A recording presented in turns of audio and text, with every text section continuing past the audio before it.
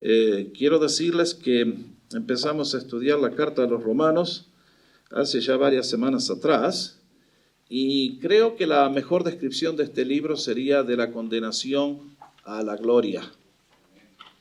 Del punto más bajo donde nos toma el Señor, en el abismo más profundo, bajo la condenación más completa y absoluta y merecida, y nos lleva al punto más alto, que es hacernos como el Señor Jesús, con toda la libertad y todas las posibilidades que eso ofrece. Hasta la semana pasada estuvimos considerando la primera sección del libro, que va de los capítulos 1:18 hasta el 3:20. Allí San Pablo estuvo demostrando que todos los seres humanos, sin distinción y sin excepción, estamos bajo justa condenación. Y ahora, a partir del versículo 21, va a comenzar a tratar el ascenso. Hasta aquí era todo en picada, ahora comenzamos a subir. Y me estoy tomando un poco de tiempo en estos párrafos porque son tan ricos y tan fundamentales para nuestra fe que ustedes y yo los tenemos que manejar así. Porque justamente estos párrafos son los que marcan la diferencia entre quiénes somos como evangélicos, quiénes somos como protestantes, como nos encaja en el adjetivo los de afuera, y el resto de las religiones. Estos párrafos jugaron un rol vital en la vida de un hombre que se llamó Lutero, y a partir de ahí cuesta creer que de una llama tan chiquita el Señor hizo un cambio tan grande en la historia que cambió el curso de la humanidad y ha formado naciones diferentes y muchas cosas más. Por lo tanto, es fundamental que ustedes y yo aprendamos estos párrafos bien porque son críticamente importantes. Alguien me va a decir: pastor, usted ya dio como 10 estudios, ¿cuándo va a terminar Romanos? Para la venida del Señor confío que estemos terminados. No, después vamos a acelerar un poquito, pero ahora estamos con párrafos que son críticamente importantes para ustedes y para mí. Estamos 3:21 de Romanos. Pero ahora, aparte de la ley, se ha manifestado la justicia de Dios, testificada por la ley y por los profetas. La justicia de Dios por medio de la fe en Jesucristo, para todos los que creen en Él. Porque no hay diferencia, por cuanto todos pecaron y están destituidos de la gloria de Dios, siendo justificados gratuitamente por su gracia, mediante la redención que es en Cristo Jesús, a quien Dios puso como propiciación por medio de la fe en su sangre, para manifestar su justicia a causa de haber pasado por alto en su paciencia los pecados pasados, con la mira de manifestar en este tiempo su justicia, a fin de que Él sea el justo y el que justifica al que es de la fe de Jesús. ¿Dónde pues está la jactancia? Queda excluida. ¿Por cuál ley? ¿Por la de las obras? No, sino por la ley de la fe. Concluimos pues que el hombre es justificado por fe sin las obras de la ley. ¿Paramos aquí? Muy bueno. ¿Cuál es el problema más grande que enfrenta el ser humano? ¿Cómo podemos justificarnos delante de Dios? Ciertamente que es la gran pregunta. ¿Cómo un ser humano cargado de pecado puede ponerse bien con Dios? ¿Cómo puedo hacer para tener paz con Él? ¿Qué debo hacer para cortar la distancia que me separa de Él? ¿Qué tengo que hacer para aliviar ese sentir de culpa, de vergüenza que me hablan de Dios y quiero esconderme como Adán y Eva lo hicieron cuando se dieron cuenta que habían pecado? Esa es la pregunta que contesta el apóstol Pablo en este párrafo tan rico de las Escrituras. Si ustedes prestan atención, habrán notado que el apóstol nos lleva por 3 escenarios. La semana pasada vimos que nos llevó a una corte de justicia donde se declaró al ser humano justo, libre, mediante la fe en Jesús. Ahora esta noche los vamos a ver que nos lleva a un mercado de esclavos. Y más adelante nos va a llevar al templo judío. La semana pasada hablamos de que este párrafo trata básicamente 3 cosas. Primero, ¿cuál es el origen de nuestra justificación? Es la gracia de Dios. Segundo, ¿Cuál es el medio por el cual la salvación llega a ustedes y a mí? Mediante la redención que es en Cristo Jesús. Es lo que va a contestar ahora. ¿Y cómo se obtiene? Mediante la fe. Eso lo vamos a analizar con más detalle el próximo viernes si el Señor nos da vida. Vamos por parte. Ustedes tal vez alguna vez han escuchado a alguien que dice, una de las cosas que más me preocupa a mí es que tanta gente viene a la iglesia pero no pertenece a los redimidos. Hay tanta gente que conoce mucho acerca de Jesús, pero no saben por qué es nuestro Redentor. Cristo ejerció para nosotros redención. La palabra es un tanto extraña para ustedes y para mí.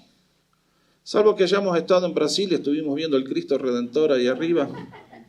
Muchos tal vez no entendemos de lo que quiere decir, ¿no es cierto? El término redención ha caído en desuso. Tal vez lo usamos para redimir los cupones San Ralph, nada más. Redima los cupones del competidor aquí. Bueno, ¿qué es esta palabra tan rica?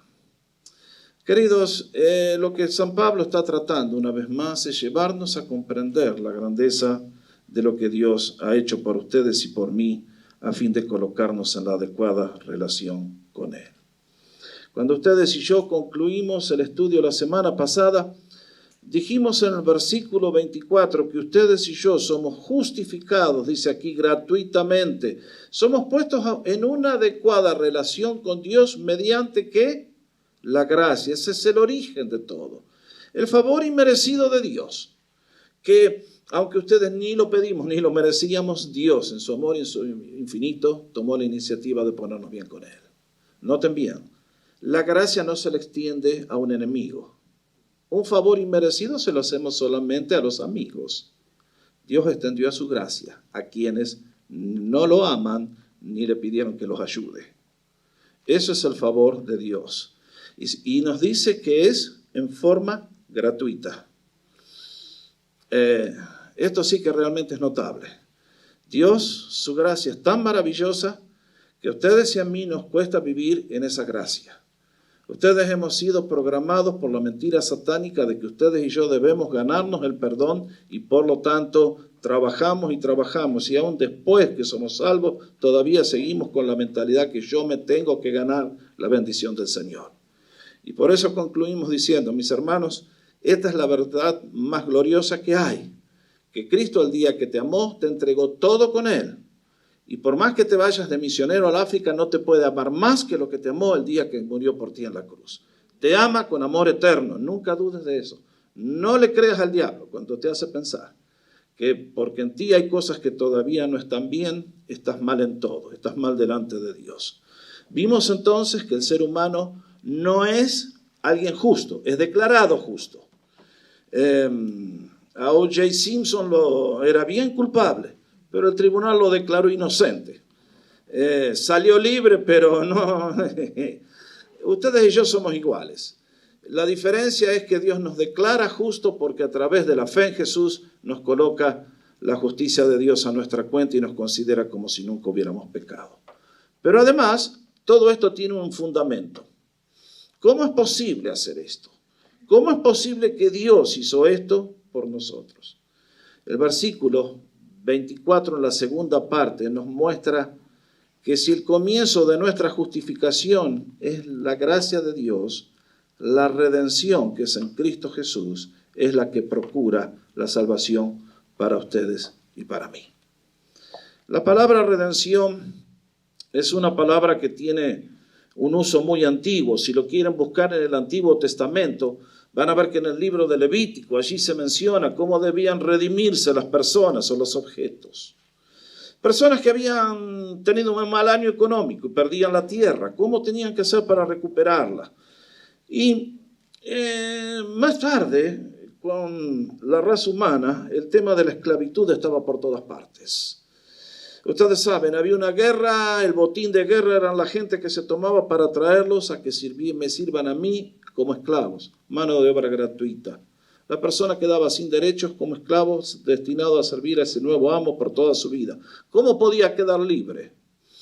La venta de esclavos y la compra de esclavos era como ir al supermercado en el día de hoy. No había una ciudad que no tuviera un mercado de esclavos.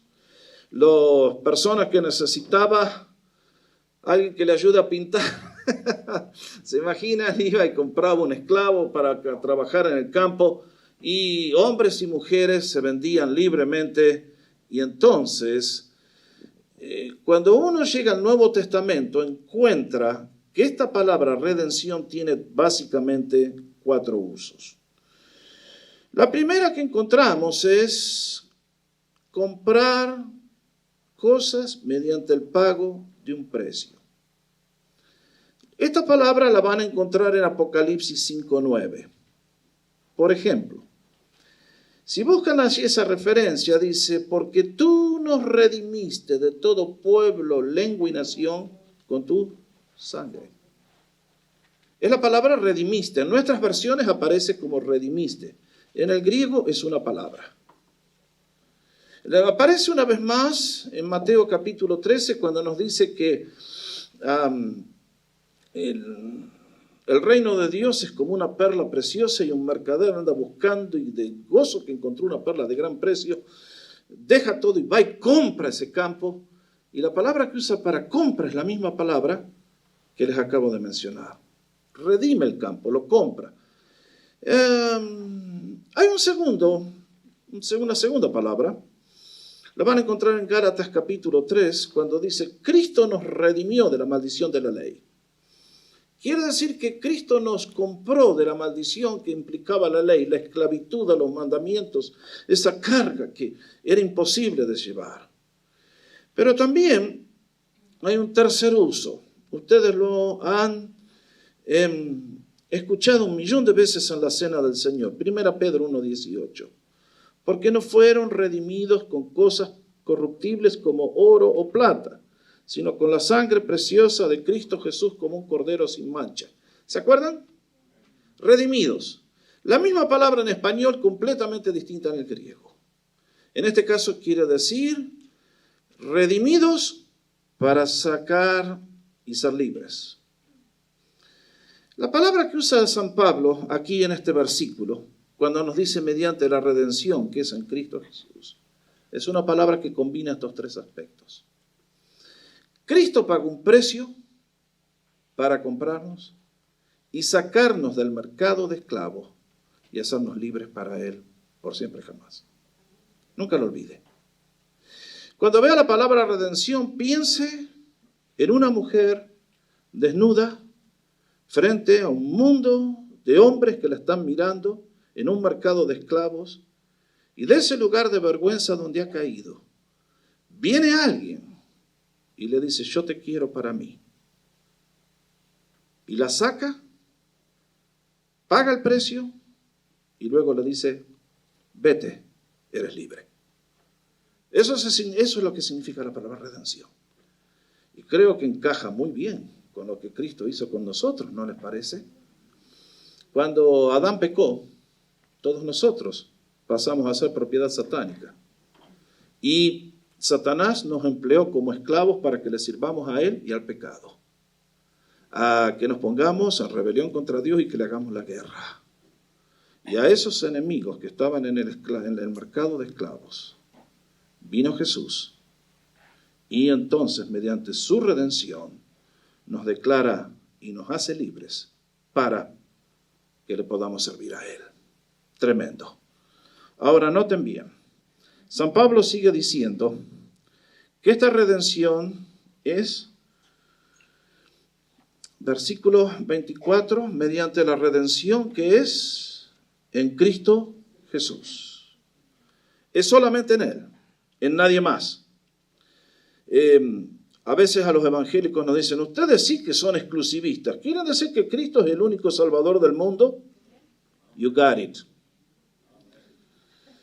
Porque este es el plan de Dios. Dios no dijo que podemos ser salvos mediante otro camino o de otra forma. Lo tenemos que entender a esto. Es Cristo Jesús, siendo Dios, el que nos puede redimir. Y por lo tanto, ustedes recuerden, ustedes que conocemos los evangelios, Mientras el Señor andaba con los apóstoles, ¿entendían los apóstoles lo que Él tenía que hacer? Ni idea. No lo pescaron nunca. La noche antes de ir a la cruz, el Señor estaba agonizando en el jardín. ¿Entendieron los apóstoles lo que estaba pasando? Se quedaron dormidos. Cuando lo vinieron a detener, ¿entendían los apóstoles lo que estaba pasando? Salieron corriendo. A la hora de la cruz Jesús estaba solo. Lo que Él hizo, lo hizo solo. Solamente Él podía hacerlo. Nadie más podía colaborar en esa obra. Por eso Él es el único camino al Padre. Y es el único Salvador del mundo. Bendito sea el nombre del Señor realmente. Realmente, hermanos, nuestro amor es hacia Él. Nuestra adoración es solamente a Él. Y entonces, ustedes y yo venimos al versículo 25 y del ambiente del mercado de esclavos, ahora Dios nos va a llevar a la escena dentro del templo judío. Y nos va a decir, a quien Dios, a Cristo Jesús, compuso como propiciación por medio de la fe en su sangre. Este término propiciación yo lo expliqué con mucho lujo de detalles hace aproximadamente en un sermón del domingo. ¿Cuántos se acuerdan todo lo que expliqué ahí? No me decepcionen. Bueno, queridos, estos son términos riquísimos que ustedes y yo tenemos que aprender y aprender hasta que los tenemos clarito. Este es un término muy rico. ¿A dónde nos lleva la palabra propiciación? Bueno, marquen bien. En primer lugar, quiero que antes de hablar de propiciación, marquen la palabra a quien Dios puso. Marquen esa palabra puso. ¿Qué quiere decir? Si miráramos el original, quiere decir exponer en forma pública, en forma visible, en forma abierta. No lo olvide. ¿Por qué? Porque a diferencia con el propiciatorio que estaba en el templo, estaba muy escondido y nadie lo podía ver, y dudo que muchas personas, sospecho que unas pocas personas conocían lo que era el propiciatorio. ¿De qué estamos hablando?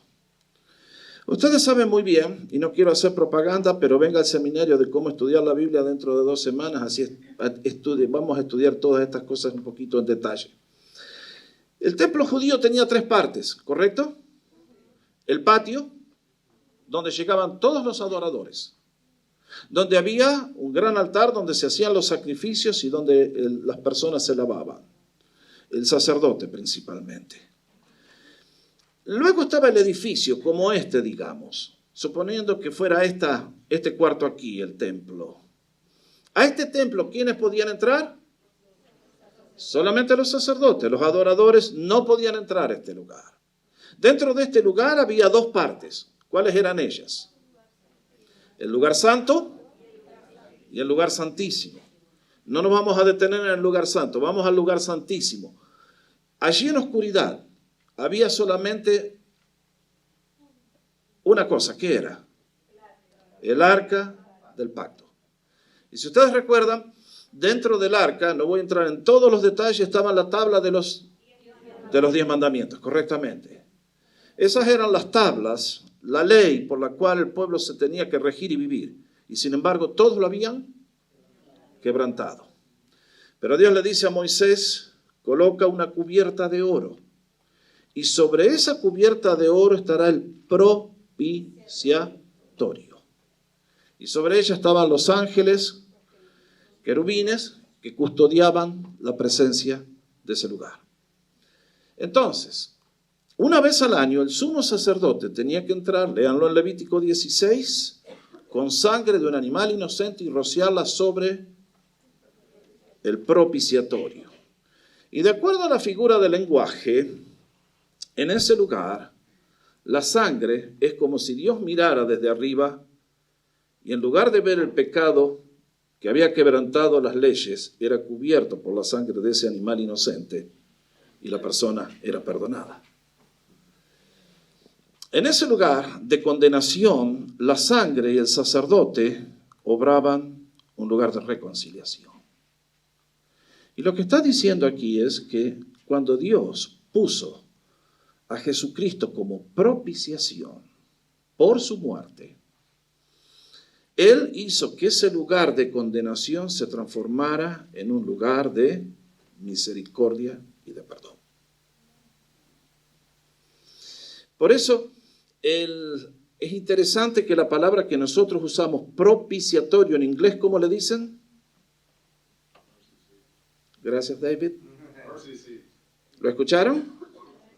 El asiento, el sitio de misericordia. Es un término tan rico, cuesta traducirlo. El término en inglés me gusta más que el español, porque propiciatorio no cuesta entender, cuando uno lo explica así, pero era el lugar de la misericordia. Es interesante, para ilustrarlo. ¿Se acuerdan aquella parábola que contó el Señor del publicano y el fariseo? Que un fariseo y un publicano subieron al templo a orar. ¿Se acuerdan? ¿Y el fariseo qué dijo? Oh Señor, yo te alabo y te bendigo. No digan que era argentino porque me puedo ofender. Que no soy como los demás, ayuno, doy diezmos, ni soy como este publicano. Y el hombre estaba orgullosísimo de su piedad. En cambio nos dice que el publicano, que era el cobrador de impuestos, a todos los de la IRS habría que mandarlos al templo. Llegó y delante de la presencia del Señor dijo: Señor, sé propicio a mí, un pecador. ¿Qué estaba pidiendo? Estaba pidiendo un lugar de encuentro. Un lugar donde mi pecado no sea tenido en cuenta y por el contrario, tu gracia y tu perdón puedan ser entendidos a mí. Eso es lo que estaba pidiendo este hombre. Y la pregunta es, en el Antiguo Testamento, el lugar de encuentro entre el Dios Santo, el pecador que había quebrado los 10 mandamientos y la obra de un animal inocente que moría, el punto de encuentro era ese lugar en el templo. Pero ahora, en forma pública, delante de todo el universo, delante de todos los que lo pudieron ver y los que lo quieren creer en el día de hoy, Dios puso a Jesucristo como el punto de encuentro entre la raza perdida y el Dios Santo que nos redime por su gracia. Tremendo. Ahora noten bien. Nos dice que Dios puso como propiciación por medio de la fe en su sangre. Marque esta palabra, porque es importante entender. Acá voy a introducir 2 o 3 palabras nuevas. Cuando dice San Pablo en su sangre, ¿se refiere a la sangre literalmente de Cristo o está usando una figura de lenguaje para hablar de su muerte? Cuando yo leía muchas veces la sangre de Cristo nos limpia de todo pecado, decía, ¿cómo funciona esto, Señor? Yo llevo mi ropa a la tintorería para que la laven con agua, con detergente, con solvente, que le saquen todas las manchas, pero ¿cómo es que la sangre es tuya? Y nunca entendí que era una figura de lenguaje, que quiere decir la muerte del Señor. La Biblia está llena de figuras de lenguaje, y esta es una de ellas. Esto es una rama del estudio de la gramática española que la mayoría de las personas no maneja porque nunca hemos hecho estudios tan avanzados. Pero, por ejemplo, la Biblia está llena de metáforas. Por ejemplo, ¿me dan una metáfora de la Biblia? Ustedes son la luz del mundo. Eso es una... ¿Se dan cuenta? No quiere decir que los cristianos somos como alguien que va y tiene un bombillo eléctrico en la mano para iluminar el mundo. Está diciendo que la vida del cristiano, con sus acciones, ilumina este mundo en que vivimos. Ustedes son la sal de la tierra. Somos gente que anda con un... No. Somos gente que por nuestro estilo de vida preservamos la corrupción. Cuando Jesús dijo, yo soy la vid, entendemos que el Señor era un viñedo y nosotros éramos las ramas que tienen los racimos. No, está usando una figura de lenguaje, es una metáfora. Después hay analogías. Por ejemplo, cuando el salmista dice, como el ciervo brama por las corrientes de las aguas. Eso es una analogía, es similitud, un símil, es algo que nos hace entender. Y acá cuando San Pablo usa en su sangre, está usando una figura de lenguaje que tiene una palabra un poquito difícil, se llama metonimia. ¿Se van a acordar? Vayan al supermercado y pidan 1 kilo y se lo van a vender. Pero está usando una figura de lenguaje para hacernos entender que es la muerte de Cristo la que produjo esa propiciación. ¿Está bien? Entonces, cuando le pregunten, ¿cómo la sangre de Cristo nos limpia de todo pecado? Bueno, San Pablo quiso decir la muerte del Señor. Y ahora viene un punto que es muy interesante. Para manifestar su justicia, a causa de haber pasado por alto en su paciencia los pecados pasados. Ajá. Acá tenemos uno de los grandes líos para el creyente que comienza a leer la Biblia. ¿Por qué? Porque es la misma palabra, pero significa algo distinto. Vean ustedes. Lean versículo 22. ¿Qué dice allí? La justicia de Dios por medio de la fe en Jesucristo. Está bien, quédense ahí nomás. En este caso, la palabra justicia significa lo que Cristo te acredita a ti cuando tú crees en el Señor. Pero en este caso, en el versículo 25, para manifestar su justicia, ¿está hablando de eso o está hablando de su propia justicia? ¿Se dan cuenta? Porque el pobre Lutero se volvía loco. Porque el pobre estaba luchando con estos términos y decía, pero la justicia de Dios me condena, estoy perdido. Y no entendía que la justicia tiene este segundo uso, y era el que vimos anteriormente, pero en este caso, lo que está diciendo San Pablo es el primer uso, de que una de las características distintivas del ser de Dios es que Él es justo, que Él es absolutamente santo y por lo tanto demanda el justo pago por el pecado cometido. Ahora nos dice algo muy importante. Nos dice que de esta manera, al morir Jesús y ponerlo como propiciación, estaba exhibiendo, manifestando, dando a entender, demostrando, probando, eso es todo lo que significa el término original, su justicia. Ok, lo que está diciendo es esto. Nunca olviden que la cruz manifiesta la justicia de Dios. ¿Por qué? Vean lo que sigue. A causa de haber pasado por alto en su paciencia los pecados pasados. ¿Cómo es esto? Ahora acá tenemos un problema de tiempo. Ustedes y yo tenemos pasado, presente y futuro. Dios no tiene tiempo, Él vive en presente siempre. Entonces, nos encontramos. ¿Cómo pudo Dios perdonar los pecados de la gente que vivió antes de la cruz? Él miraba hacia esa cruz. ¿Quiere decir que Dios tomaba el pecado como una cosita así nomás? Cuando Abraham cometió los pecados que cometió, cuando Jacob hizo lo que hizo, cuando David hizo lo que hizo, ¿Dios los perdonó porque yo soy bueno? ¿Dónde queda la justicia entonces? Si Dios perdona porque yo soy amor, entonces es un Dios injusto. ¿Por qué va a condenar a unos sí y a unos no? Pero lo que nos está diciendo aquí, que para Dios no hace diferencia, ¿quién vivió antes de la cruz o después de la cruz? Para Dios, el punto principal de todo su plan es la cruz de Cristo.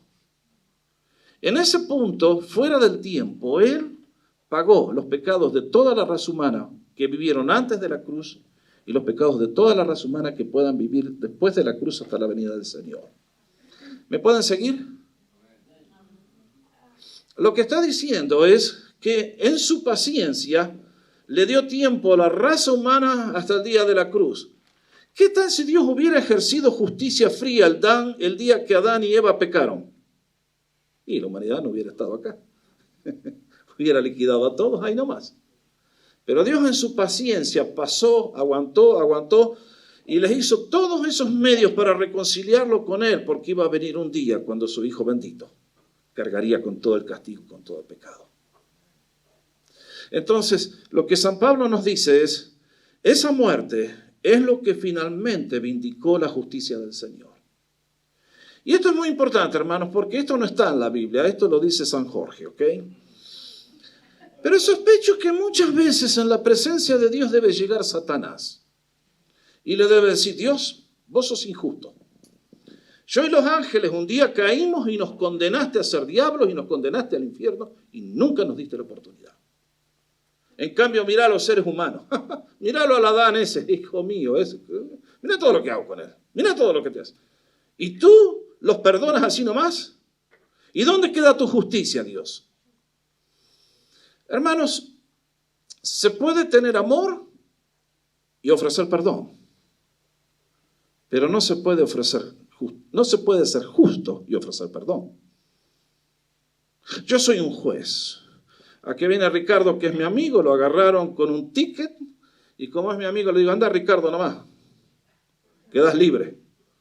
Yo lo amo, pero ¿estoy siendo justo?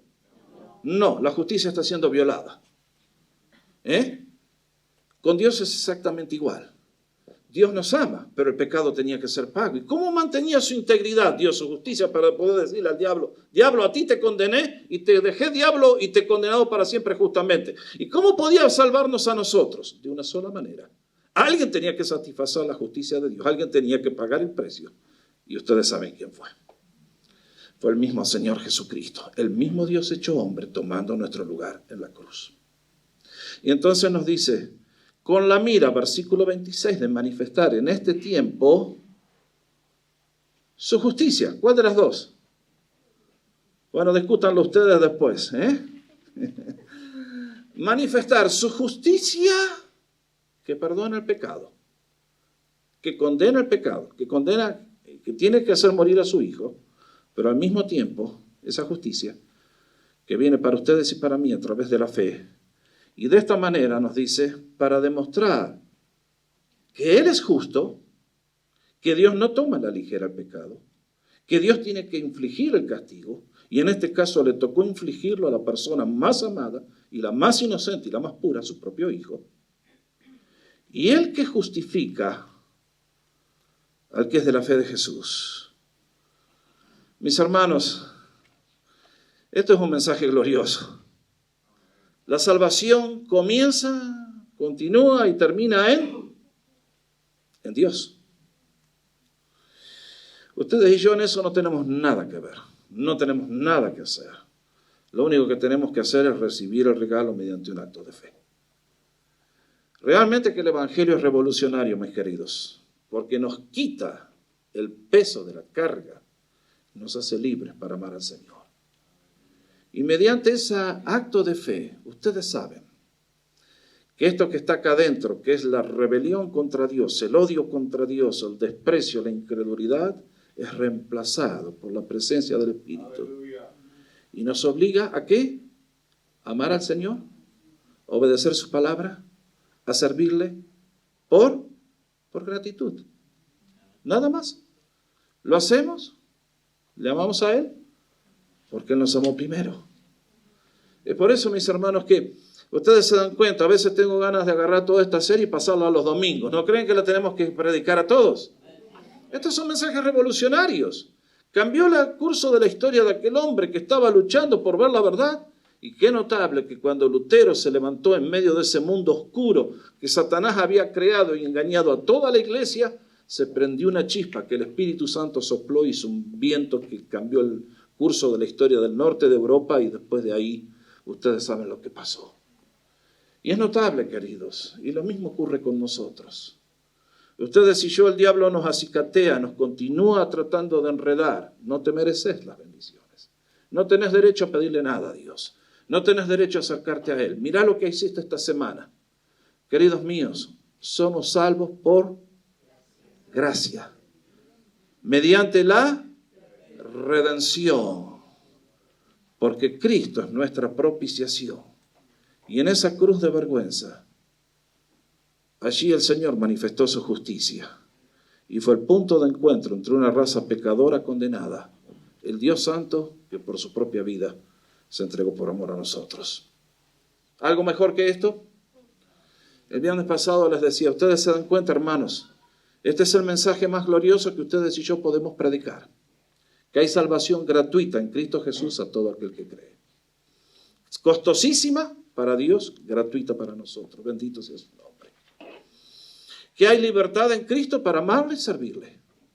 Que lo hacemos con corazones agradecidos y sinceros y de buena voluntad. Que no estamos ya obligados a cumplir con ninguna ley, estamos libres.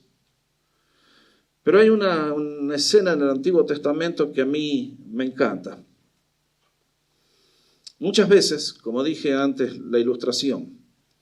Imagínense una persona que está de esclavo y alguien viene y lo compra y le dice, quedas libre. En el Antiguo Testamento hay una figura de lenguaje muy linda. Dice que cuando había un esclavo y servía, y un día el dueño decidía darle la libertad, el esclavo quedaba libre. Pero dice que si ese dueño había sido tan bueno con él, el esclavo podía escoger quedarse en la casa del dueño. Pero entonces nos dice el libro allí de Levítico, al que haga eso, al que te pida quedarse no ya como esclavo, sino como libre porque le has amado, pon su oreja contra la puerta. ¿Y qué había que hacerle? Había que hacer un orificio. Había que marcarlo. Porque esa era la señal de que el esclavo, que ahora era libre, se quedaba en la casa voluntariamente, por amor. Bueno, en el día de hoy ustedes y yo ya no marcamos a nadie. A las señoras únicamente le hacemos el agujerito cuando nacen, para poner los aretes. Pero en el día de hoy es nuestro amor y nuestra dedicación al Señor la que demuestra que pertenecemos a Él. Que es todo por gracia. Que ya no hay más nada que ganar. Cristo lo dio todo, lo hizo todo. Es todo nuestro. Por eso les dije, muchachos y chicas, de la condenación a la gloria. En 3:21 tocamos fondo, ahora empezamos a subir. Y vamos encontrando cosas que son cada vez más hermosas y gloriosas, hasta que lleguemos al capítulo 8. Y después vamos a aprender a vivir. Eso es Romanos. Léanlo y disfrútenlo. Dios ha hecho cosas gloriosas por su pueblo.